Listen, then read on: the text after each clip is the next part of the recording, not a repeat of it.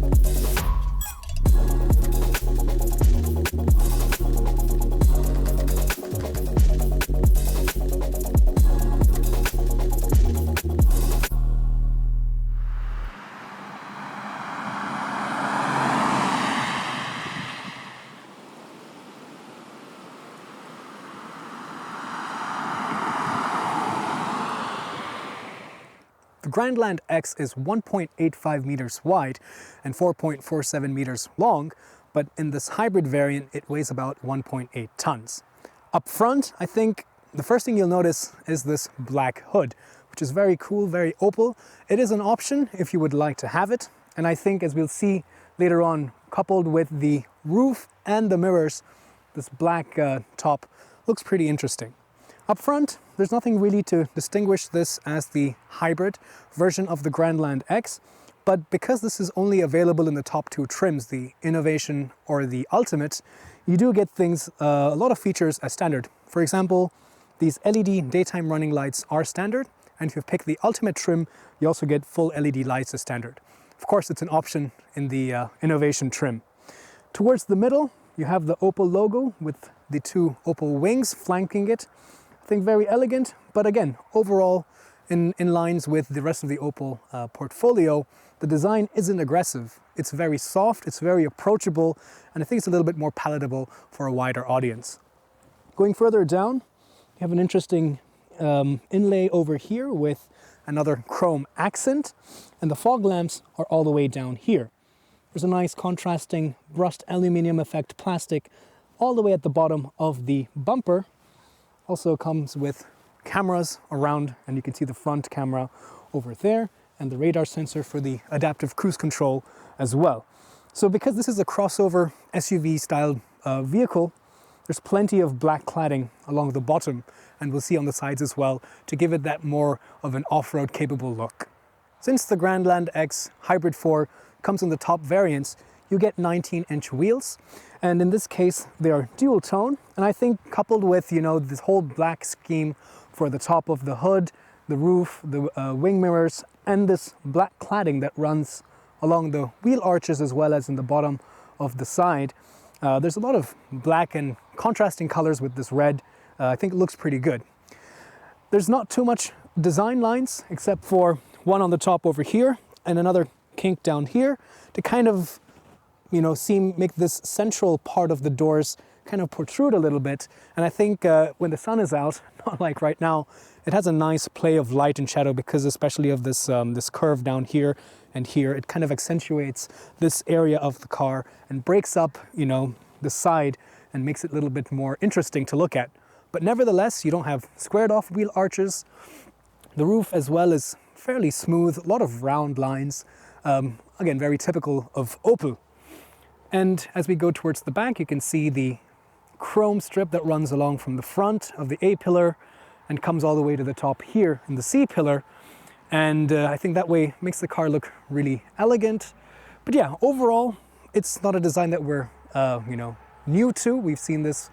It's pretty much the same as the regular Grandland X. The only real differentiation here is the Hybrid 4 badging at the front. I think here at the back of the SUV, we do see a little bit more sharp lines than we did on the side or in the front. For example, these tail lamps have a nice corner right here, and I like this design of the LEDs as well. The rear windshield is also fairly large. It's not at a very steep angle. This doesn't have that kind of coupe-esque body line, which means, of course, there's better space on the inside, and when you're driving, there's a better view out back. Of course, aided by the windshield wiper. A little bit of a faux spoiler at the top with a kink in the middle. I think it looks nice, nothing too extravagant. Opel logo in the middle, Grandland X Hybrid 4 badging, and a camera here for the reversing camera. And yeah, a very large black bumper with some interesting brushed aluminum effect at the lower part like we saw in the front as well. And yes, you do have these kind of cosmetic looking exhaust tips, but of course this is a hybrid, there is a petrol engine, but the real exhaust tip is further tucked away. Now, we have this conversation quite often in our channel about these cosmetic exhaust tips, and like it or not, one of the reasons why manufacturers opt for this kind of a solution is because with the newer emission regulations, some of these engines have to run a hot cycle to help the catalytic converter process the exhaust gases. Now, during this hot cycle, the exhaust tips will become really hot. And if they were jutting out like in a conventional setting, it could become so hot that it would melt the plastic around the bumper. In fact, if you look underneath, you will see that the exhaust also has extra heat shielding. But nevertheless, because this is a hybrid and this is something that we see quite often, I think it looks pretty nice, helps the overall design of the back. But what do you guys think? All right, let's take a look under the hood. Speaking of which, it's not pneumatically assisted. You have to do it the old-fashioned way. So, plug-in hybrid, interesting. What do we have? Well, this is the 1.6-liter turbocharged 4-cylinder petrol engine, which makes 200 horsepower. And then there are two electric motors. There's one coupled with the 8-speed automatic transmission on the front axle. So this engine and that motor, and coupled with that 8-speed auto, drive the front wheels. In the back, there is an integrated inverter differential and another second electric motor driving the rear axle. The combined output of the system is 300 horsepower and 520 newton meters of torque, which is a pretty good power output if you ask me. The car weighs 1.8 tons, but it still has a pretty good power to weight ratio for cars of this type, or rather SUVs of this type. Now, speaking of charging, there's different ways you can have that accomplished. There is a onboard 3.3 kilowatt charger, which charges the 13.2 kilowatt hour lithium ion battery, which is installed under the rear seats. You can also optionally get a 6.6 kilowatt version of the onboard charger. If you plug it into a 7.4 kilowatt wall box, you can get 0 to 100% charge in about 2 hours. So it's pretty useful because you get about 59 kilometers of range on electric power only, and with a 2-hour charging time, you could effectively drive this car as an electric car on your daily commute to office. And of course, when you're going on long drives, that hybrid technology ensures to get really good mileage, nevertheless, on the highway.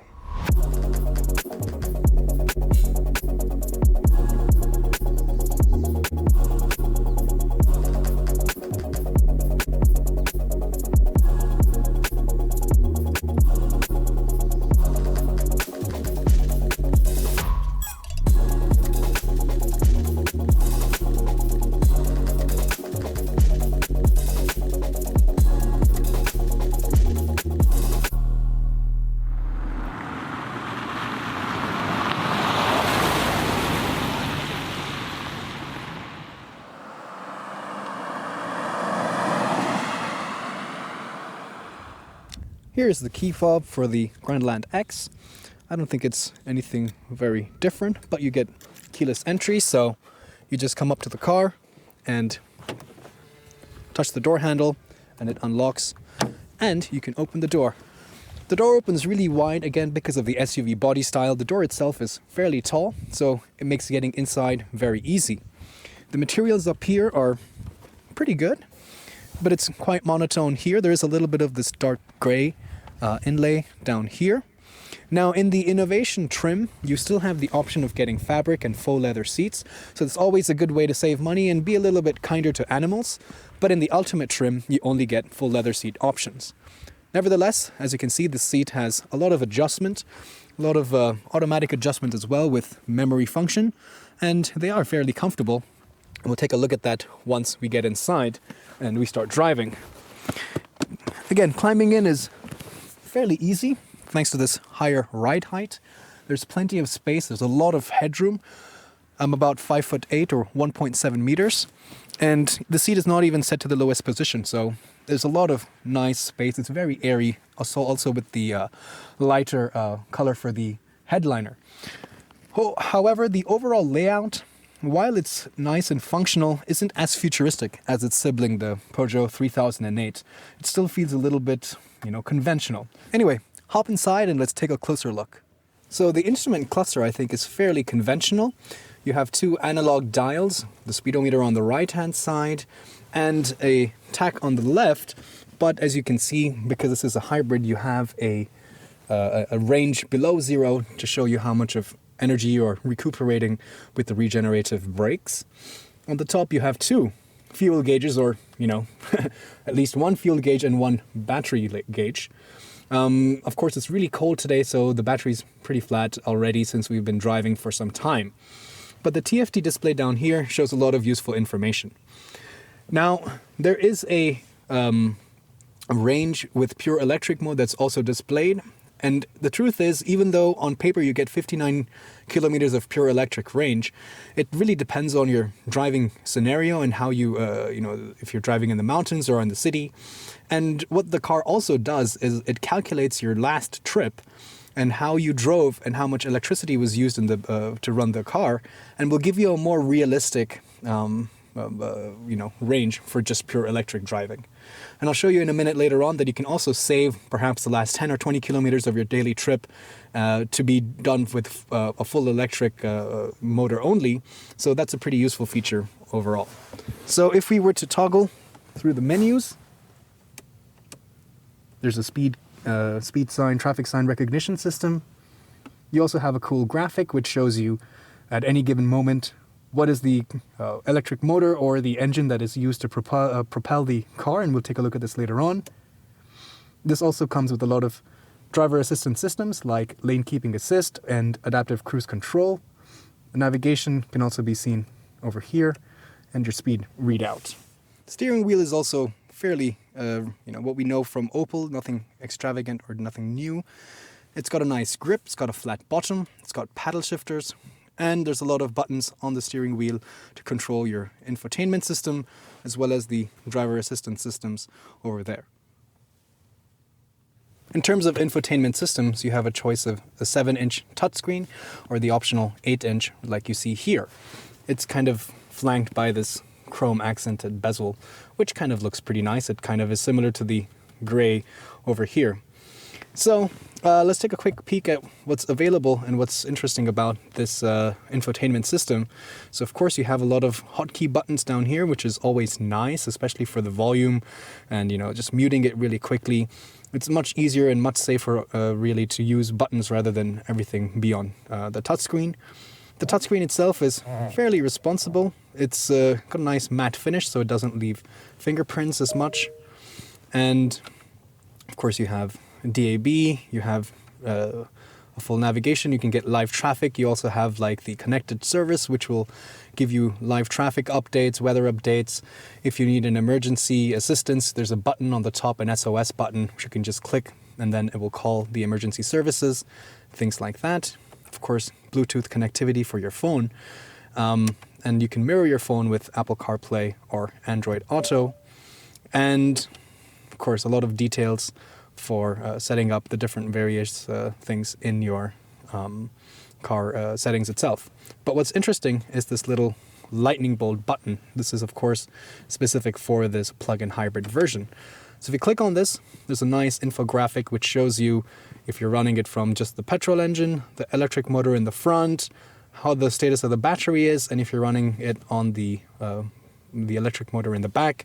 And it's just a nice infographic which kind of gives you a good idea of what's being used at any given point in time. A lot of statistics. If you're really into this kind of stuff, there's so much you can do. I mean, that's the really big, there's a talking point about electric or hybrid cars is it's so much of different statistics and how you drive, the temperature. There's so many variables. So you can play around with this and try to, improve the range overall. And then you can program charging start times and so on. But what I wanted to tell you guys about is this eSave. Now, let's say you're driving into, a city center where you live or where you go to work every day, and it's in a no emission zone, or you want to, drive in very quietly, and you want to make sure that you have enough battery left to drive this last 10, 20 kilometers in pure electric mode only. Then you can put this eSave on, and it will ensure, no matter how much you're driving before, will always save enough battery to do 10 or 20 kilometers, the last home stretch in pure electric mode only. Although the interior is not as futuristic, you do have some nice details like this ambient lighting, these LED strips over here. And overall, the materials and the build quality is pretty good. The soft touch materials on the top of the dash. There is a pretty sizable glove box as well, although it's not completely damped. But it does have, for example, a place to clip a pin, perhaps a parking ticket. The climate control unit is fairly easy to operate. You have dual zone for the front two passengers here. You have heated and ventilated seats. You can even access a more in-depth menu by pressing this button, and then the menu opens up on the touchscreen, and you can change, for example, the vents that you want to have, perhaps also the temperature conditioning and syncing the two zones on and off. But what I don't like is I can't turn this menu off and go back to my navigation by pressing this again. I'm required to push the nav or whatever other menu I want on the main infotainment system. There's a cubby over here to place your phone with a 12-volt power socket as well as a USB charging socket.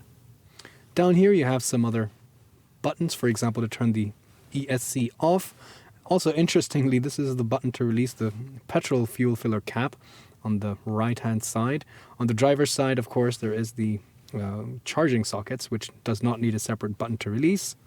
This is the button to activate and deactivate the lane keeping active intervention assistant. And of course, a parking camera on and off with the parking sensors here. There's a rocker on the left-hand side for the different driving modes, and we'll take a look at this in more detail once we're driving. But just for your information, there is the hybrid mode, there is a four-wheel drive mode, there is a sport mode, and there is a pure electric only mode. This here is the shifter. So this comes with the 8-speed automatic, and you can just use this button here, you press the unlock, and then you can shift down to drive. But you'll also see that there is another B, which is below drive, and that is the full regenerative brake, kind of one pedal action mode, which is really useful if you want to try to recuperate and regenerate as much electricity when you're driving so that you get more electric range. And finally, down here, this is the electronic parking brake. It's a nice layout, glossy black, but it doesn't leave too many fingerprints. Piano black is, I think, some people like it, some people don't. Let me know what you think. But what's a little bit interesting, and this is what I saw in the Opel Corsa as well, is the design of this gear lever kind of looks like an electric shaver to me. What do you think? There's an interesting cubby hole here in the center of the console as well, where you can leave this flap open to put some, smaller items, or you can put it down like this and make it useful for holding bottles. Or you can remove it altogether, and then now you have a much bigger space to store larger items. There's a central armrest, which is fairly plush. Let's give it the shake test. I think it's not too bad. Open it up, and there you actually have the inductive charging port for the phone. All right, let's take a look in the back. The door opens fairly wide. There is also a nice sunshade here for your passengers if they want to, take a nap or something. The materials up here are fairly hard, but you do get some more plush materials down here, especially where you keep your arm and your elbow, so that's nice. A cubby hole as well to keep some water bottles. The overall space is fairly rectangular, so it's easy to put in child seats. The ISOFIX points are also very easy to locate with those badges. You don't have to fumble with any covers or trying to squeeze it between the seat. It's very easy to get inside. I have a handle here, so it's very easy to jump inside. This higher ride height also means that, I don't have to stoop down too low to get in. This seat is set to my driving position. I'm 5'8" or 1.7 meters. So I have plenty of knee room. Since the seat is also a little bit higher, and being an SUV, you would probably tend to drive with a slightly higher seating position anyway. So there's just a little bit of room for me to slide my feet under, but to be honest, not so much. There's a little bit of obstruction further up ahead, but I think overall it's fairly comfortable. The back of the seat is also scooped out, so you have a little bit more leg room. There's a pouch in the back of the seat to keep some items. You can also get a panoramic sunroof, but it is not an openable sunroof, and that would, of course, make the cabin very bright, but it will take up a little bit more space on the edges in terms of headroom. There's also a center armrest with a couple cup holders, and you can also open this up as a ski hatch. I do have some air conditioning vents down here, although not a separate climate zone, but on the plus side, I have another USB charging port as well as a 220 volt plug socket, so it's pretty easy to charge your laptop using that if you would like. The seat itself is fairly comfortable, but the bench isn't too long, so I don't have too much of thigh support. My knees are a little bit higher than in the front seat, so it is a little bit of a kind of a theater seating. That's also primarily because the batteries are stored right below this seat, so they are a little bit higher, but the center bench is also pretty flat. There is absolutely no transmission tunnel between my feet, so 3 adults would be pretty comfortable here, but 2 adults and a child, or if you have smaller people, this is actually plenty of space for 3. Let's take a look in the trunk. There is a sensor down there, so you can just kick, suppose you're carrying heavy items, but it's also cool because you can also use the same kick to let the hatch close down. There's of course a button as well if you want to do it the more manual way by pressing it once. There we go. So as you can imagine, because we have the electric motor, the battery, the differential, and the inverter, you do lose a little bit of space here in the trunk. In fact, you lose about 120 liters. So now this area stands at 390 liters of boot space, but if you put the seats down, it goes up to about 1,500 liters, which is still pretty good. You can flip the seats down with these tabs right here in the back, and they do fold fairly flat, so that's very useful to have. And down here below this flap, we do have the charging apparatus, but like I mentioned, if you look below this, there's nothing. So yes, you lose a little bit of space, but I think for most people, for most journeys, having, with the seats down, this 1,528 liters of boot space should be plenty. There's also a little lamp on the outside. There's some tethering points down here, as well as over there on the side. You also have a 12 volt power socket over here, so it's a pretty versatile place and overall fairly practical.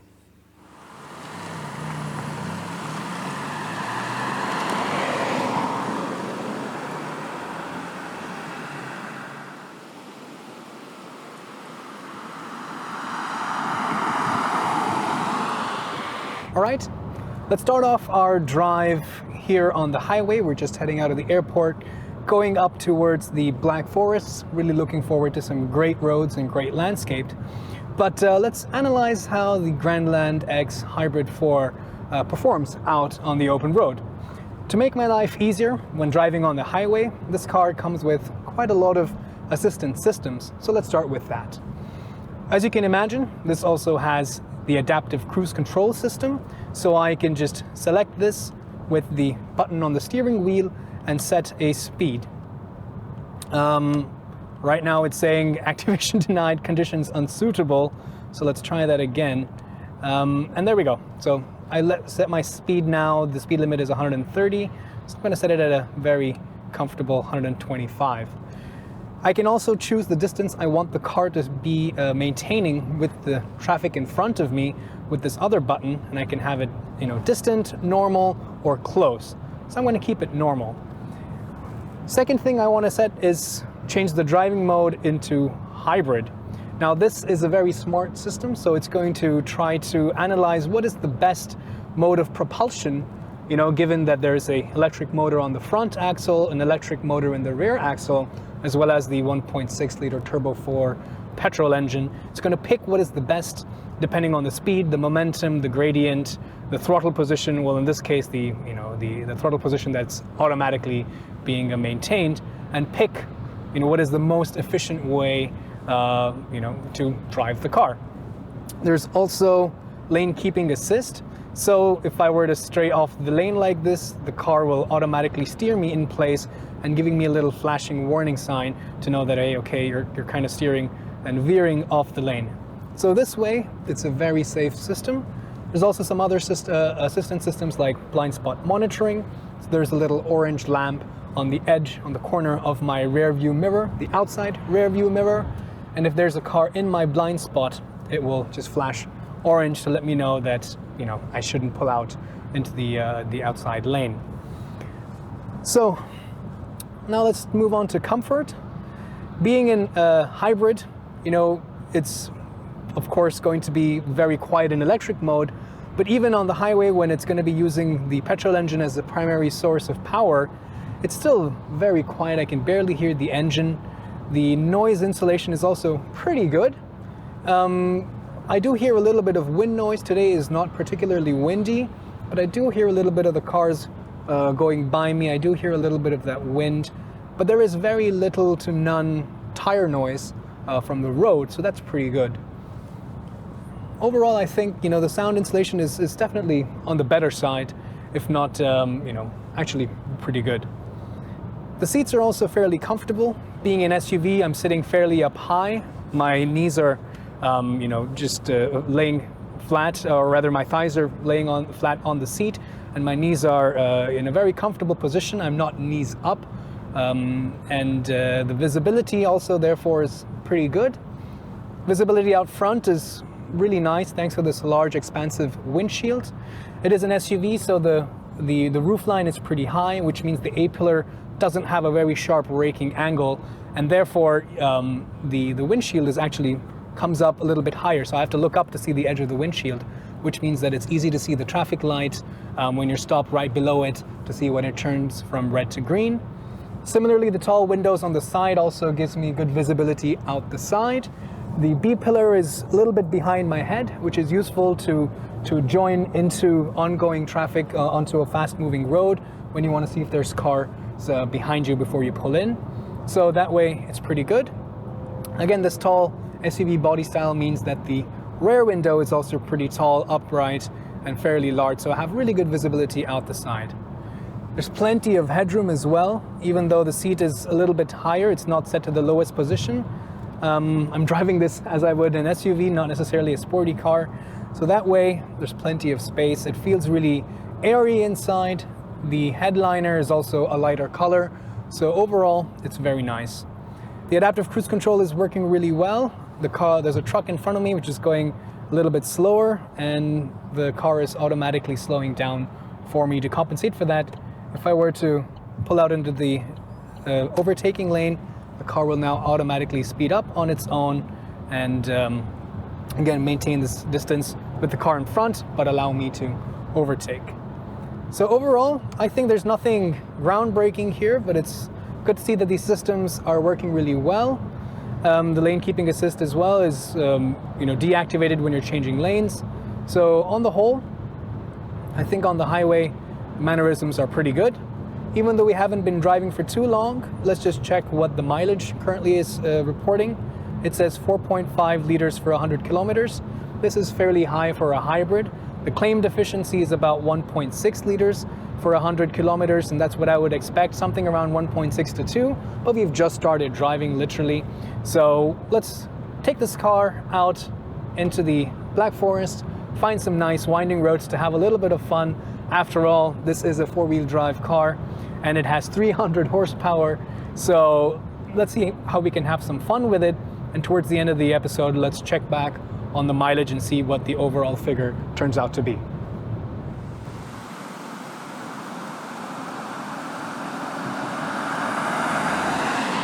All right, now we are finally up in the hills of the Schwarzwald, the Black Forest.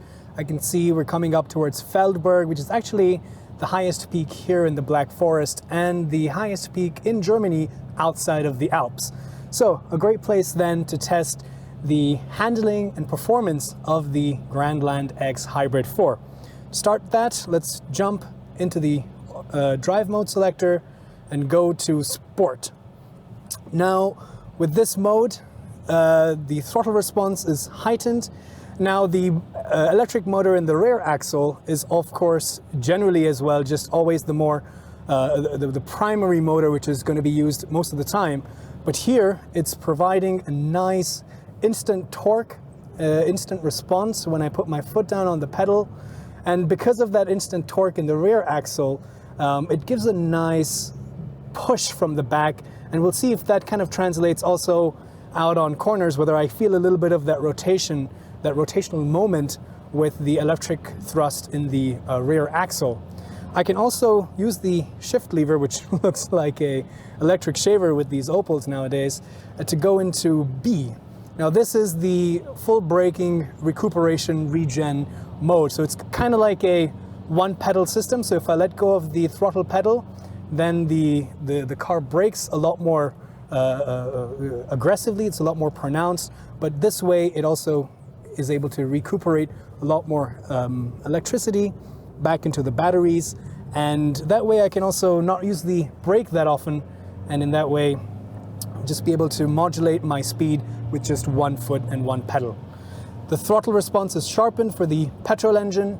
The 8-speed automatic also holds the gear for a longer time, so that the Turbo 4 is spooling in its optimum range to provide all that torque and all that power. I also have paddle shifters here, so I can use that to downshift and take more manual control. And let's put it into this corner at a little bit of a higher speed and see how it handles. So when I power through in the middle of the corner, there's tremendous grip thanks to that all-wheel drive system with the electric rear axle. Body roll is quite pronounced, as you can see. There is no specific change in the damping of the suspension. There is no adaptable dampers. There's no air suspension. So it is the same rate and ratio of the standard coilover throughout the different driving modes. So it is definitely set up to be more on the comfort side rather than a sporty handling SUV. But it's very clear in their approach as well that this is not what they're trying to achieve. The steering is also a little bit more direct than the Peugeot 3008, which is what this platform essentially is. That's the sibling of the Grandland X. So the steering is definitely a lot more direct. There is very little slack, if not none at all. But feedback as well is not necessarily that fantastic. But in this sport mode, the steering does become a little bit heavier, and I can feel that weight also providing me a little bit more confidence. I can go in and turn off the lane keeping assist so that it's not trying to intervene and interfere with my steering, and therefore the feedback is a little bit less adulterated. So yeah, the 300 horsepower with the electric motor in the front axle and the rear axle really helps, giving me an instant thrust and an instant push right when I need it, when I put my foot down. We're getting into a little bit of traffic, so let's slow down. But on the TFT display here, now that I've selected that view, I also have a nice graphic which shows me exactly what the system is doing, whether it's using just the petrol engine to drive the front wheels, or also in conjunction with the electric motor in the front axle, or if it's just the electric motor in the rear, which is the primary electric motor, or if I'm actually just recuperating energy and from which axle that it is recuperating that as well can be seen very easily in this little graphic. And also I can see when I'm generating electricity and putting it back in that battery. I must say though, however, even if I go back to say the hybrid mode, it's not completely imperceptible when it switches from electric drive to petrol drive. So right now it's in the electric only with the rear axle, but if I put my foot down, I can feel that little bit of a nodding and that, a little bit of a jerk. However minute it might be, you can feel it sometimes when the when the petrol engine kicks in and also joins in for the power delivery. It's not imperceptible, but I think it's okay. It's not something that is going to be annoying to you, but it's not completely imperceptible. Let's also quickly just take a look at what is the mileage we're getting, just to get an idea. So right now it's saying 6.6, so it's definitely gone up. And it's also because we're driving up in the mountains and also with the, the sport mode a little bit. But it should be a little bit better. We'll keep it running and see how it is towards the end of the episode. So let's come back to this graphic and let's get back into sport mode. And let's wait for the traffic to thin a little bit.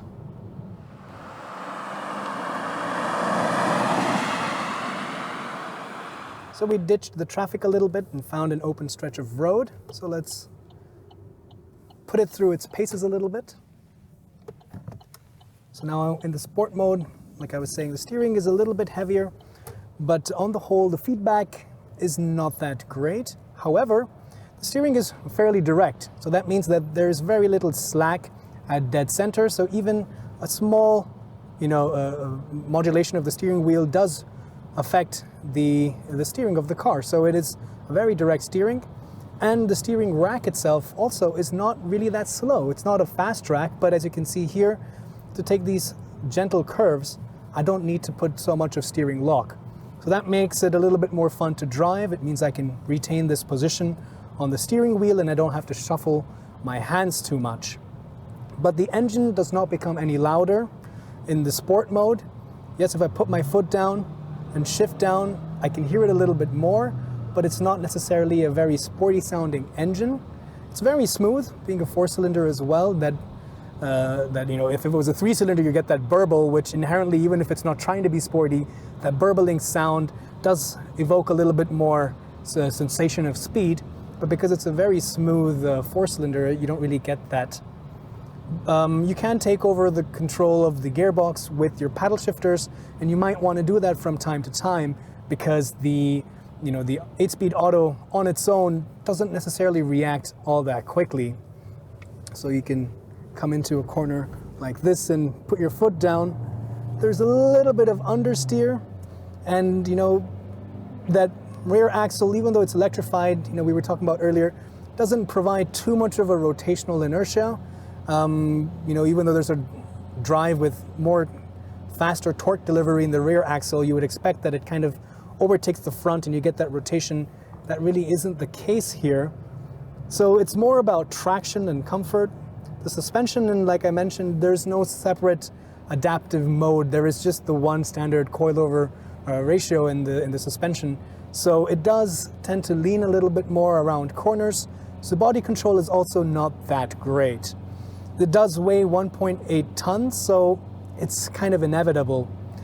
But what's interesting and what's perhaps better for the handling is the fact that, because of that rear axle unit with the motor and the batteries being placed below the rear seat, there's a little bit more weight on the rear axle as well. So it's not that front heavy. Now, I wouldn't really say the weight distribution is 50-50 or something like that, because when we talk about 50-50 weight distribution, it's not just about having weight plonked on the front axle and weight plonked on the rear axle. It's actually a little bit more about centralizing that mass as well. Really high-end sports cars and GTs like the Aston Martins pay a lot of attention to that, where you have mass centralization, putting it lower to get a lower center of gravity and distributing that across the two axles. That's where you get a proper weight distribution. So here I can definitely feel that weight going around corners. The engine sounds loud, not necessarily sporty, and doesn't also really translate to speed. So sporty handling is not, I would say, it's its most its forte. But the steering is definitely better than the Peugeot 3008. Let's also check out some of the other driving modes. So we also have a four-wheel drive mode. So in this mode, the rear axle with the motor is active a lot more. It's proactive, let's say. So if you were going to go, let's say not on this wet road, but on that snowy track over there, or if you're climbing on a gravel track or with a lot of wet leaves and you need that extra traction, you can switch it into this mode and rather have the system more proactively in four-wheel drive rather than trying to react in the regular hybrid mode. So that's pretty useful to have. And there's always going to be enough battery left to provide those intermittent drive to the rear axle. So even if, because let's keep in mind, the four-wheel drive system is because of the fact that the rear axle has an electric motor. So inherently, these are two different engines, you can think of it. It's a twin engine system because it's not one engine driving the four wheels, they're separate units. So if one unit isn't working in the sense that the battery is flat, then effectively it's not a four-wheel drive anymore.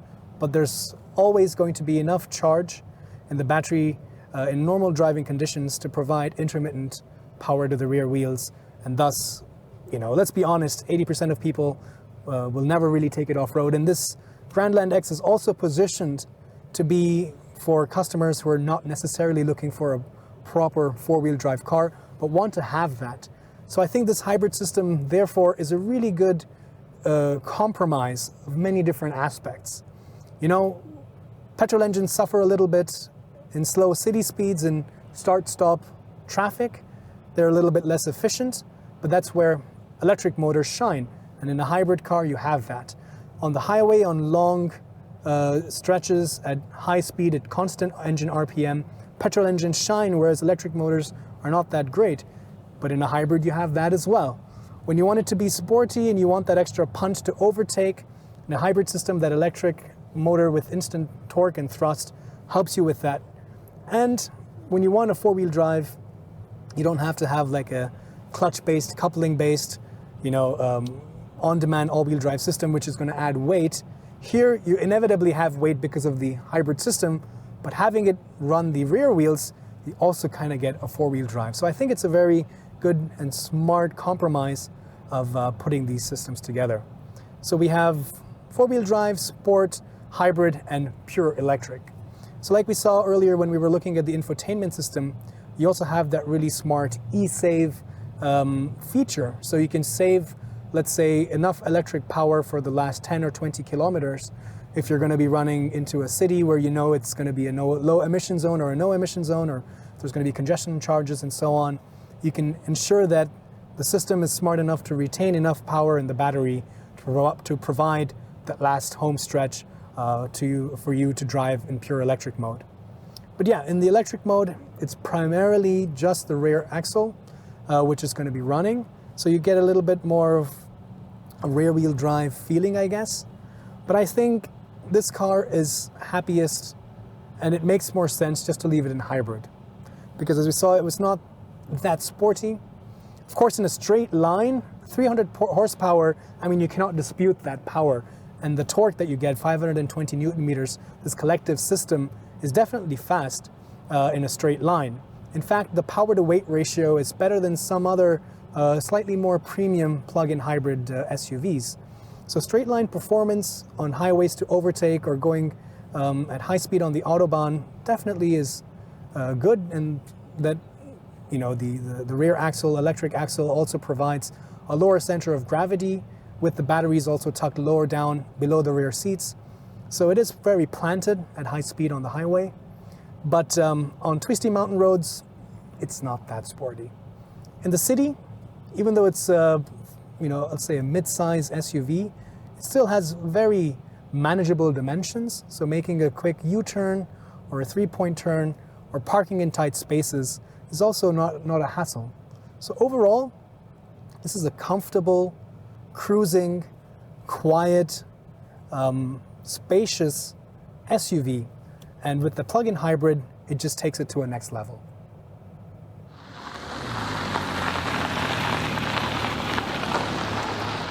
So I reset the trip meter not too long ago to try to get a better idea of the fuel efficiency. And for driving over just about 40 kilometers, we got 4.6 liters for 100 kilometers. And a longer trip from earlier in the day, with 186 kilometers, we were getting 5.9 liters for 100 kilometers. So I think 4.6 is a pretty respectable number. And keep in mind that we were driving pretty much the entire time in the Black Forest, so with mountainous roads and narrow roads and with a lot of braking and accelerating. So you can expect numbers a little bit better than this.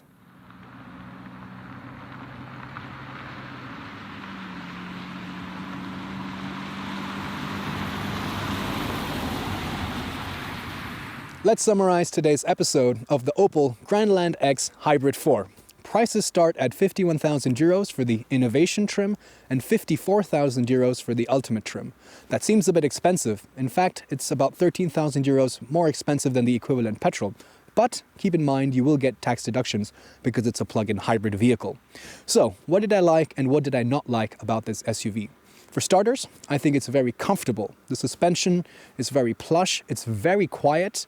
Again, thanks to that electric motor.